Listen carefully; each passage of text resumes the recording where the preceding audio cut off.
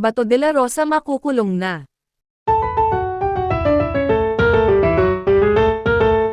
Manny Pacquiao at Bato de la Rosa nagharap sa korte ngayong araw, nabalot ng kontrobersya ang paglilitis na naganap sa Korte Suprema ng Pilipinas, kung saan humarap ang dalawang prominenteng personalidad na sina Manny Pacquiao at Bato de la Rosa.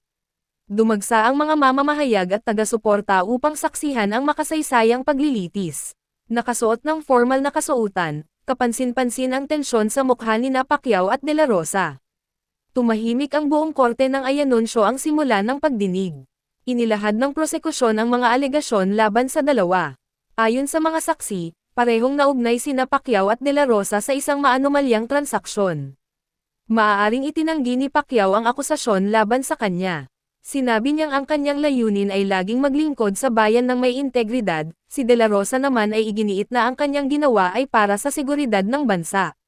Sa harap ng mga ebidensya, nagkaroon ng mainit na diskusyon ang magkabilang panig. Ang kanilang mga abogado ay nagbigay ng malalalim na argumento upang mapawalang sala ang kanilang mga kliyente. Ipinakita ng prosekusyon ang mga dokumento na umano'y nag-uugnay sa dalawa sa kasong katiwalian. Isa-isang tinanong ang mga saksi upang patunayan ang mga alegasyon. Ang ilang testigo ay nagbigay ng salaysay na tila nagpapatibay sa kaso laban sa dalawa. Sa kabilang banda, ang depensa ay nagpakita rin ng ebidensyang kontra sa mga akusasyon. Nagkaroon ng sagutan kung sapat ba ang mga ebidensyang iniharap, matapos ang ilang oras ng deliberasyon, ibinaba ng hukom ang hatol, na pag-alamang may matibay na basehan ang mga alegasyon laban kina Pacquiao at de la Rosa. 18. Idineklara ng korte na parehong nagkasala ang dalawang personalidad. Ang balitang ito ay ikinagulat ng maraming taga-subaybay, ang ilan ay nadismaya, habang ang iba naman ay nagsabing ito'y tagumpay ng hustisya. Malungkot ang ekspresyon ni Pacquiao habang tinanggap ang desisyon. Ginawa ko ang lahat ng may mabuting hangarin. Naway makita ito ng Panginoon. Si de la Rosa naman ay tahimik na umalis ng korte matapos marinig ang hatol. Hindi nagbigay ng pahayag ang kanyang kampo sa ngayon, umapela ang parehong panig para sa mas malalim pang investigasyon.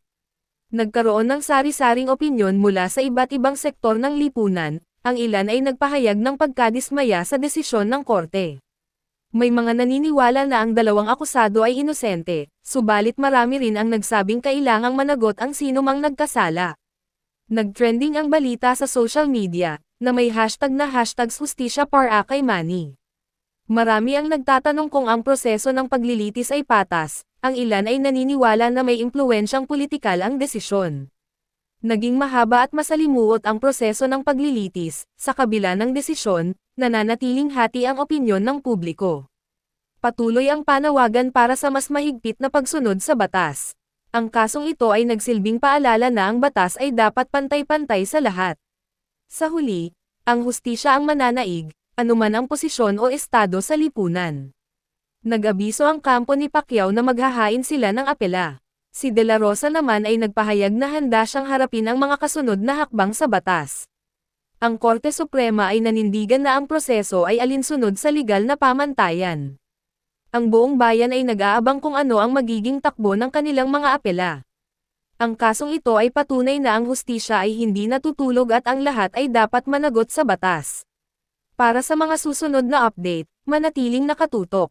Ako si, pangalan ng tagapagbalita, nag-uulat para sa Balitang Pagsusuri.